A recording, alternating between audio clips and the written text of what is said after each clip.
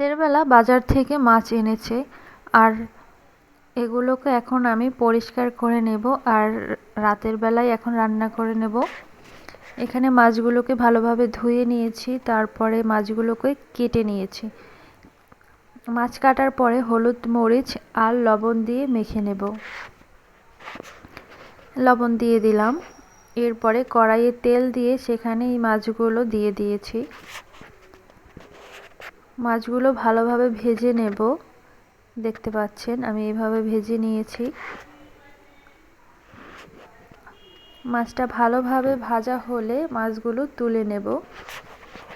আর এখানে মাছের পাগুলো ফেলে দেওয়া যায়, কিন্তু আমি মাছের পাগুলো সঙ্গেই রেখেছি। এই যে দেখেন ভাজার পরের অবস্থা। এবারে কড়াইয়ে আমি তেল দিয়ে দেব। তেল দিয়ে পেঁয়াজ, যা যা মশলা দেওয়া দরকার সব মশলা দিয়ে দিয়েছি এবং সঙ্গে দিয়ে দিয়েছি টমেটো। টমেটো দিয়ে ভালোভাবে কষিয়ে নেব।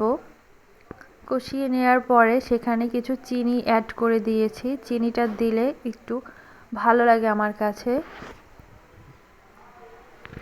এই যে এবারে ঝোল দিয়ে তার মধ্যে মাছ দিয়ে দিয়েছি।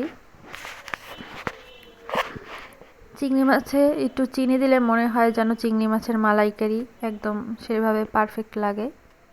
আর এই যে আমার ফাইনাল লুক আস্তে আস্তে হয়ে যাবে, ঝোলটা একদম শুকিয়ে ফেলবো, দেখতে পাচ্ছেন।